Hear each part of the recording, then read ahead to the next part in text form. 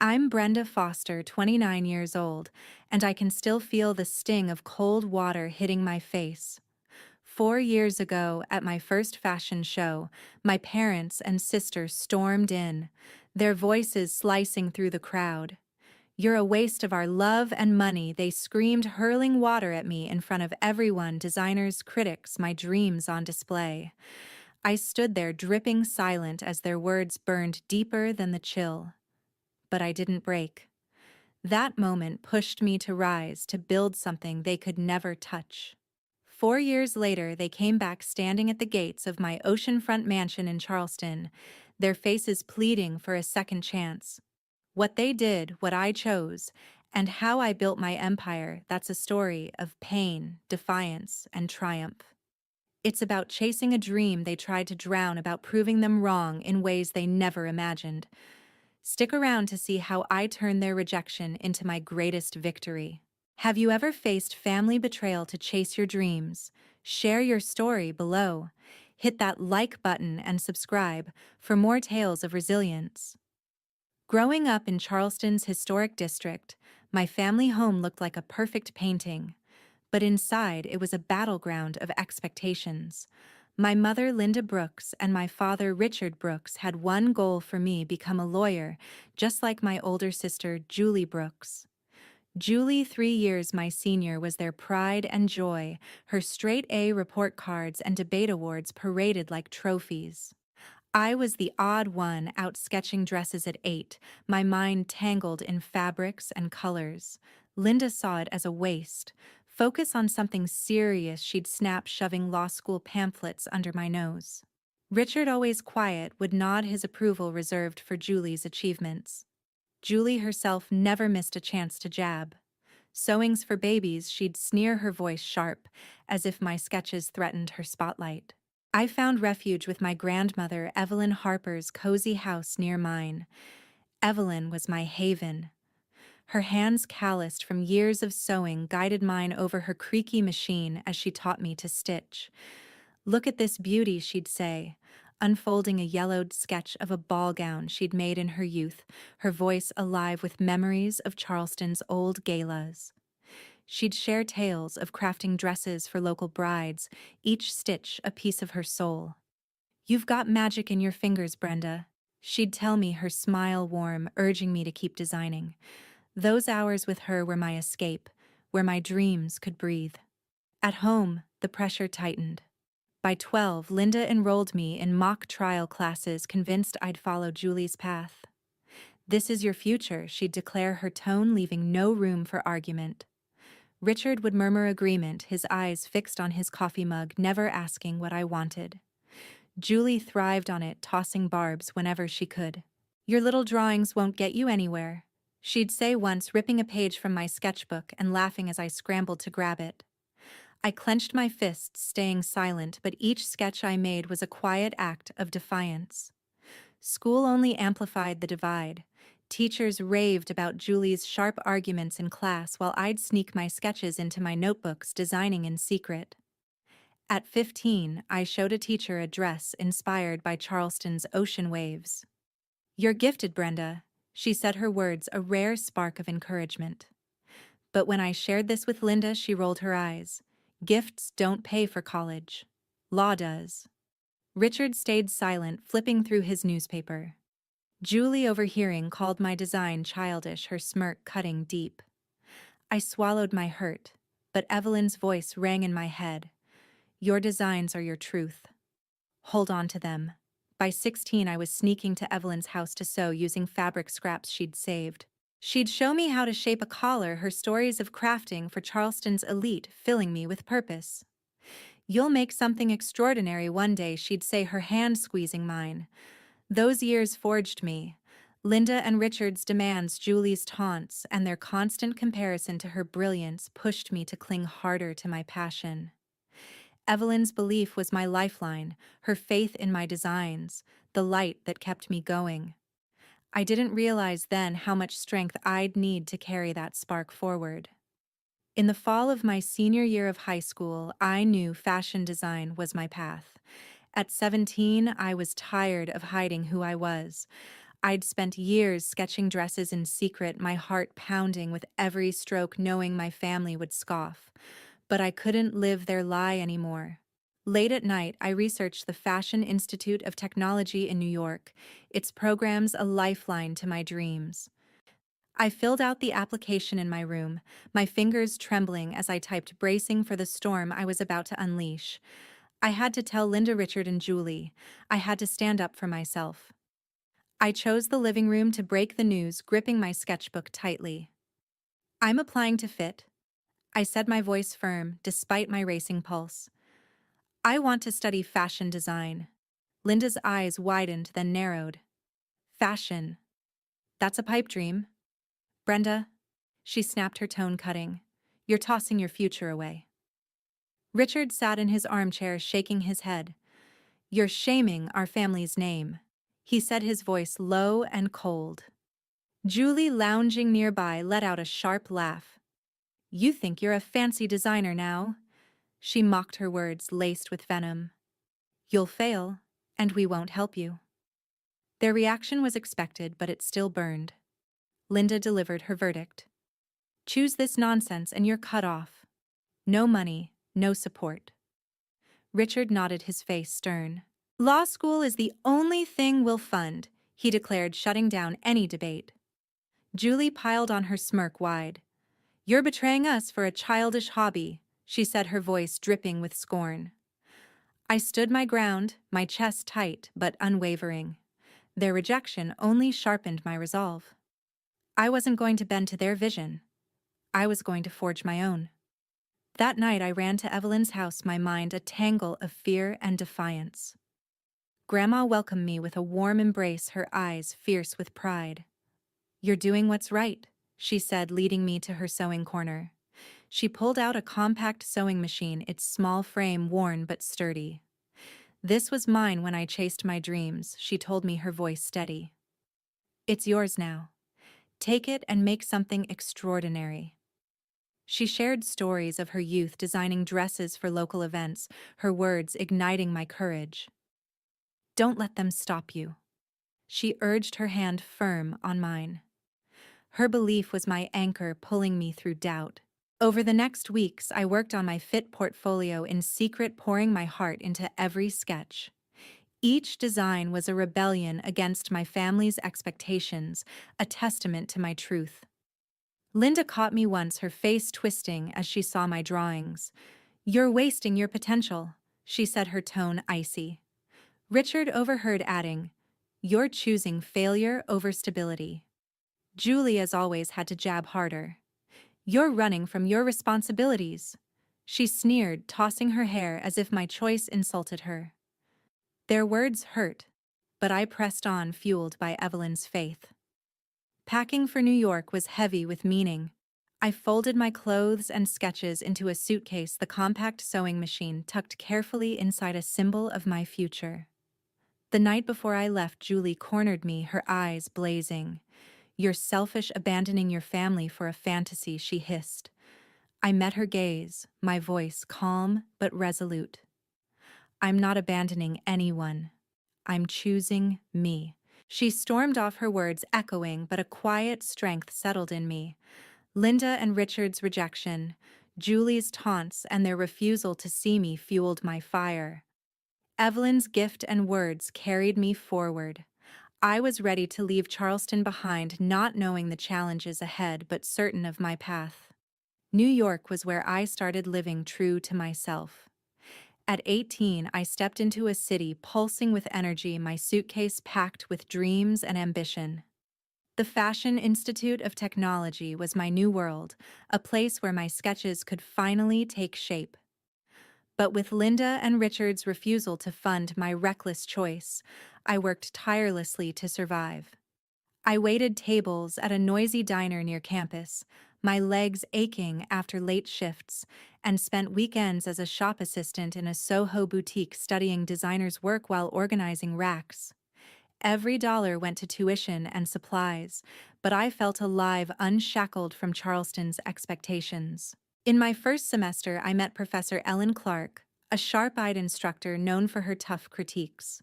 During a class review, she paused at my sketch of a flowing gown, her gaze piercing. "You see shapes others miss," she said, her voice firm but encouraging. "Refine this, and it could shine." Her words sparked a fire in me. Ellen became my mentor, guiding me to experiment with bold lines and delicate details. She pushed me to start my first collection, teaching me to weave my emotions into every design. Her office, filled with fabric samples, was a haven where I could share my ideas freely. Life was grueling. My tiny apartment was where I chased my dreams, and I lived on instant noodles to save money. Late nights in Fit's studio, the machine's hum kept me grounded as I worked through sketches. But my family's words followed me. Linda's texts were relentless, each one a sting. "You're throwing your life away," she wrote, her tone sharp. Richard's messages were sparse but harsh.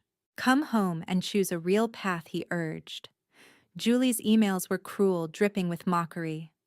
"Still tinkering with your little dresses," she taunted. I pushed their words aside, but they lingered a shadow over my progress. Then, in the fall of my sophomore year, everything shifted.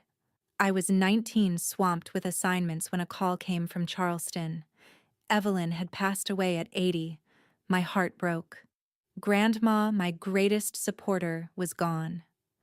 I flew back for her funeral, grief weighing me down as I stood by her grave. Linda and Richard were there, distant and formal, offering no solace. Julie barely acknowledged me, her face cold and detached. At Evelyn's house, I learned she'd left me a few $1,000s and her modest home. It was a small gift, but it felt like her final embrace, urging me to keep going. Her loss left me raw, but it also sparked something new. Back in New York, I poured my pain into my designs. I began a collection inspired by Evelyn's life. Soft silhouettes, gentle fabrics, pieces that carried her warmth. Each design held a memory, her laughter, as we talked about sewing, her tales of crafting gowns for Charleston's events. "This is your heart on paper," Ellen said during a critique, her eyes on my latest sketch. I worked relentlessly, stitching through grief, my hands sore from long hours. The collection became my way of honoring Grandma, of turning loss into something beautiful. My classmates started to notice. A peer, Anna, saw my work and said, "These pieces feel alive." Her words, paired with Ellen's guidance, gave me a surge of confidence. The inheritance eased my burden, letting me cut back on diner shifts to focus on my craft. But Linda's texts persisted, each one a reminder of their rejection. "You'll regret this path," she wrote after the funeral. I ignored her, but her words echoed in quiet moments. By the end of that semester, my collection was taking shape, each piece a tribute to Evelyn's spirit. Ellen's feedback was precise, pushing me to perfect every detail. "You're not just designing," she told me, her voice steady. "You're building a legacy." That idea carried me through exhaustion and doubt. New York was brutal, but it was mine. With Evelyn's memory in every stitch and Ellen's wisdom in every critique, I was crafting something my family could never understand. After graduation, I stepped into the fashion industry with big dreams. At 22, I landed a junior assistant role at a major Manhattan design house, my degree from a Fit still fresh in hand. The office was a hive of activity sketches pinned to every wall, and I thrived on the chaos. My supervisor, Patricia Newman, was a no-nonsense veteran with decades in the business. From day one, she saw potential in my raw sketches. "You've got instinct," she told me during my first review, her pen tapping my portfolio. "But instinct needs discipline. Show me you can deliver." Patricia became my tough mentor, assigning me grunt work, pattern cutting, fabric sourcing, but also trusting me with small design tasks. Her guidance sharpened my skills, turning my ideas into professional pieces. The job was demanding. I worked 12-hour days, often staying late to perfect seams or research trends. My paycheck barely covered rent, but I was learning from the best, watching senior designers craft collections for runways. Still, the weight of my family's disapproval hung over me. Linda's texts arrived like clockwork, each one a reminder of their disappointment. "You're a failure in our eyes," she wrote her words cold and final. Richard's messages were blunt. "When will you give up this nonsense?" he demanded. Julie's were the cruelest, laced with fake concern. "Everyone in Charleston pities you," she messaged, her tone smug. I blocked their numbers for a while, but the damage was done, their voices echoing in my quieter moments. Amid the grind, I met Mark Sullivan, an art student from a nearby school. We connected at a gallery opening, bonding over our shared love of creative chaos. Mark was easygoing with a quiet intensity that drew me in. We'd spend weekends sketching together, his drawings complementing my designs. For the first time, I felt seen, not judged. He knew about my family's rejection, but never pushed, just listened when I vented about Linda's texts or Julie's barbs. Our relationship moved fast, a bright spot in my exhausting routine. Mark made me laugh, made me feel normal, like I wasn't carrying the world alone. But work consumed me. Patricia's projects piled up, deadlines looming, and I poured everything into proving myself. I'd cancel plans with Mark to finish a design brief. My focus laser sharp. He understood at first, but the late nights and missed dates wore on him. "You're always working," he said one evening, his voice tight as I rushed out for another overtime shift. "I feel like I'm dating your job." I brushed it off, promising to make time, but the promises faded. My family's criticism lingered too, making me fear vulnerability. Every time I opened up about the hurt from Linda or Richard, I'd pull back, afraid of being hurt again. Mark tried to reach me, but I was walled off, my career a shield against the pain I hadn't faced. The breaking point came after a grueling week. Patricia had praised my contribution to a fall line, a rare win that had me buzzing. But when I got home, Mark was waiting, his face drawn. "I can't keep doing this," he said, his eyes tired. "You're not here, Brenda." "Not really. Your family broke you, and you won't let me help fix it." His words hit hard, echoing fears I'd buried. I wanted to fight for us, but exhaustion and unresolved pain won. We parted ways quietly, no big scene, just a hollow goodbye. Mark's departure left a void, but I dove deeper into work, using it to numb the ache. Meanwhile, Julie escalated her attacks. Word reached me through old Charleston friends that she was spreading lies, claiming I'd dropped out of fit, that I was struggling and ashamed. The rumors stung, painting me as a failure to everyone back home. Linda and Richard didn't stop her. If anything, their silence suggested approval. "They're ashamed of you," Julie texted once, her cruelty bold. The gossip added pressure, making me question if I was truly succeeding or just running from my past. Patricia noticed my distraction during a meeting, pulling me aside. "Focus on your work," she said firmly. "Let the noise fade." Her advice grounded me, but the family drama was a constant undercurrent, testing my resolve. Those years were a mix of breakthroughs and setbacks. Patricia's mentorship opened doors, letting me contribute to real collections, but Mark's absence and my family's relentless criticism left scars. The fashion world was my refuge, but it couldn't fill the gaps my family had left. At 25, my first fashion show was supposed to be a proud milestone. I stood backstage at a New York event space, my heart racing as models prepared to showcase my debut collection. Months of sleepless nights sketching and stitching had led to this, a bold lineup of dresses blending sharp lines with soft textures, earning buzz from industry insiders. Patricia Newman, my mentor at the design house, had championed my work, securing this slot at a prestigious showcase. "You've earned this," she told me before the show, her voice steady but warm. "Own it." Critics in the front row scribbled notes, and I felt the weight of their eyes, a mix of nerves and pride, swelling inside me. The lights dimmed, music pulsed, and my designs hit the runway. Each piece moved with purpose, drawing gasps and murmurs from the crowd. A Vogue editor nodded approvingly, and a buyer from a major retailer whispered to her colleague. For the first time, I felt like I belonged, like my dreams were real. As the final model struck her pose, applause erupted and I stepped out for my bow, my chest tight with joy. But then I saw them, Linda, Richard, and Julie, standing at the back of the room. Their faces were stone, their presence a shock. I hadn't invited them. I hadn't even spoken to them in months. Before I could process it, Linda stormed forward, a glass of water in her hand. "You're a waste of love and money," she shouted, her voice cutting through the applause. She flung the water at my face, the cold liquid stinging my skin as the crowd gasped. Richard stepped up, his eyes blazing, and threw another glass, his voice venomous. "You've disgraced us all," he yelled. Julie followed, her face grim, and said, "We gave you everything, and this is what you do." The room fell silent, cameras flashing, capturing my humiliation. My mother's words echoed sharp and cruel as water dripped down my dress, soaking the moment I'd worked years to achieve. I froze, my breath shallow, the weight of their hatred pinning me in place. The crowd's murmurs grew, but I couldn't hear them over the pounding in my ears. I wanted to scream, to fight back, but no words came.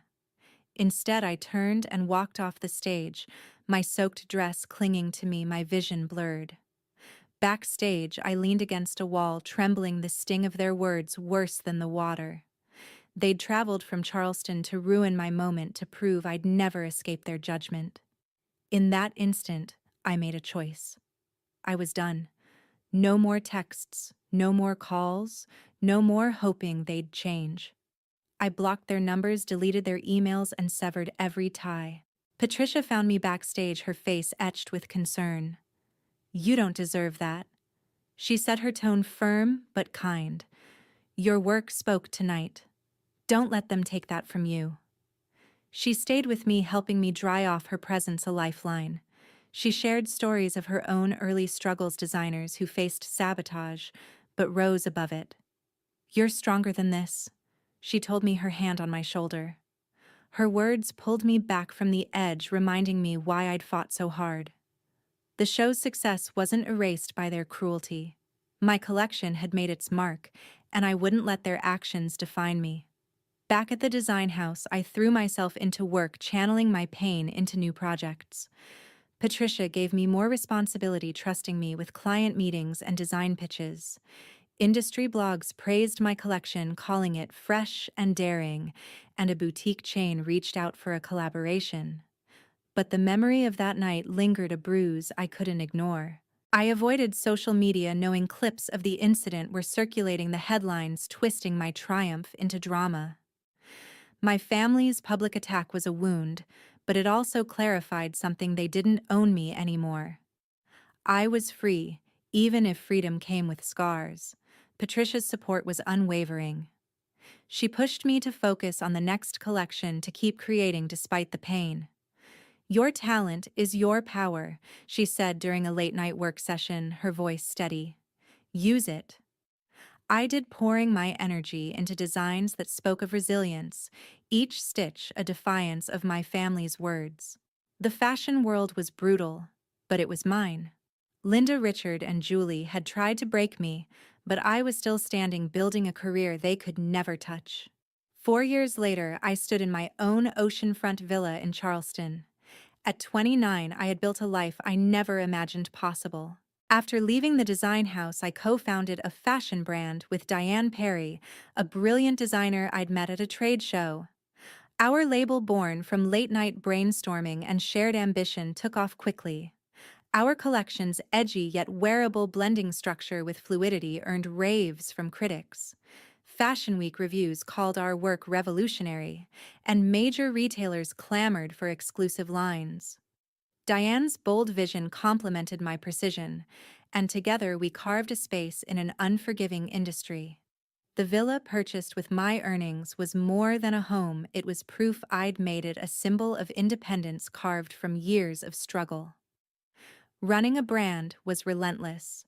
Diane and I juggled design meetings, production deadlines, and investor pitches, often working through weekends. Our latest collection, a series of tailored gowns with daring cutouts, landed on magazine covers, cementing our reputation. The press called us the future of American fashion, and I felt a quiet pride knowing I'd earned every accolade through grit. But even at the height of success, the past lingered.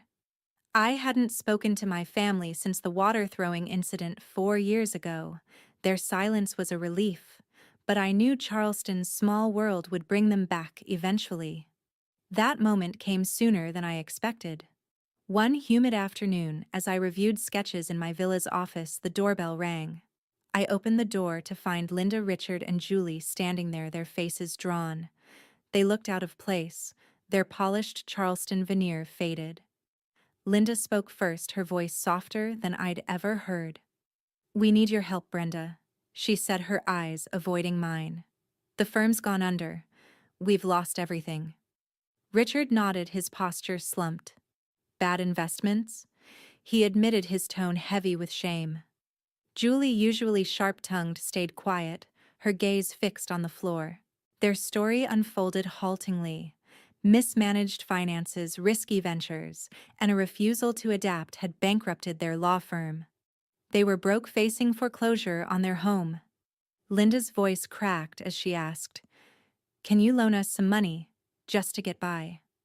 Julie finally spoke, her words hesitant. "You're doing well now. We thought you'd want to help family." The irony stung. These were the people who'd called me a disgrace, who'd humiliated me in front of a crowd. Now they stood in my home expecting me to fix their mistakes. I took a deep breath, my resolve hardening. "You don't get to ask that," I said, my voice calm but firm. "You spent years tearing me down, telling me I'd fail. You threw water in my face to prove it. Now you're here because you need me." "No." Linda's face tightened, but I continued. "Your choices brought you here. I've built my life without you, and I'm not responsible for your consequences." Richard's jaw clenched, but he said nothing. Julie's eyes flashed with anger, but she stayed silent, her usual venom absent. They'd come expecting a savior, but I wasn't their redemption. Then they walked away. The confrontation left me shaken but clear. I'd spent years carrying their judgment, letting it shape my doubts. But standing in my villa, surrounded by the life I'd created, I saw the truth. Their toxicity was theirs, not mine. I'd broken free not just from their control, but from the need for their approval. Diane called that evening, sensing my mood. "You did the right thing," she said, her voice warm with understanding. "Keep building what's yours." Her support grounded me, a reminder of the family I'd chosen, people who saw my worth. The weeks that followed were a blur of work. Our brand launched a new line inspired by my journey, bold designs that spoke of strength and freedom. Critics praised its authenticity and sales soared. Linda, Richard, and Julie faded back to their lives, their pleas unanswered. I didn't gloat or dwell. I simply moved forward. My success wasn't about proving them wrong anymore. It was about living true to myself, a truth they'd never understand. After everything I realized, family doesn't define who I am. At 30, I launched a new collection that poured my journey into every piece, vibrant designs that spoke of courage and renewal. Critics hailed it as a testament to resilience, and fashion editors filled pages with praise, calling it my boldest work yet. Runways in New York and Paris showcased my vision, and my brand's name became synonymous with inspiration. Each garment carried a story of breaking free, of building something beautiful from pain. The industry's embrace solidified my place, not just as a designer, but as a voice for those forging their own paths. Amid this whirlwind, I met Christopher Lane, a graphic designer whose sharp creativity matched my own. We connected at a design conference, bonding over our shared experiences of family rejection. Christopher's parents had disowned him for choosing art over their expectations, and his quiet strength resonated with me. Our relationship grew steadily, grounded in mutual respect. He understood my past without needing to fix it, and I found peace in his presence. Last year, we married in a small ceremony surrounded by friends who'd become my chosen family. Christopher's designs now complemented my collections, our partnership a blend of love and creativity that felt whole. News of my family reached me through old Charleston contacts. Linda and Richard had lost their home, forced into a rented apartment scraping by on social assistance.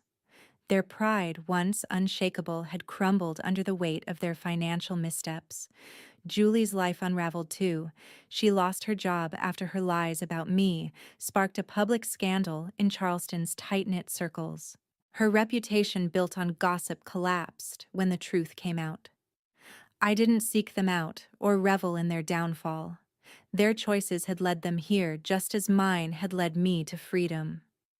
I felt no anger, only a calm certainty that their hold on me was gone.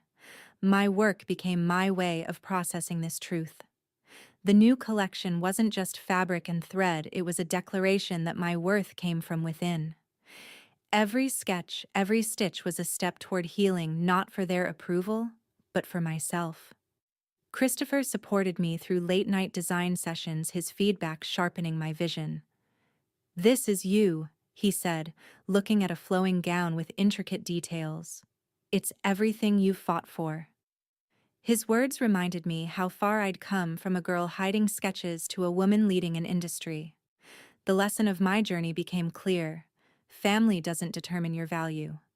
Linda, Richard, and Julie's toxicity, their criticism, their cruelty, had consequences they couldn't escape. They'd tried to define me, to pull me back into their world, but I'd chosen my own. Freedom meant letting go of their judgment, building a life rooted in my truth. My success, my marriage, my peace. They were mine, earned through years of standing firm. Their downfall wasn't my victory.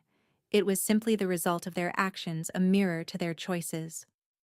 Looking back, I see the power of choosing yourself. No one, not even family, gets to decide who you are. You define that through your actions, your resilience, your heart. My story isn't just about fashion or success. It's about finding strength to walk away from what hurts you to build something better. I hope it resonates with anyone who's ever felt trapped by expectations. Your value isn't tied to those who reject you. It's in the life you create. To everyone who's followed my story, thank you for listening. Your time and attention mean the world. I'd love to hear your thoughts. What's your story of breaking free? Share it in the comments, and let's inspire each other to keep forging our own paths.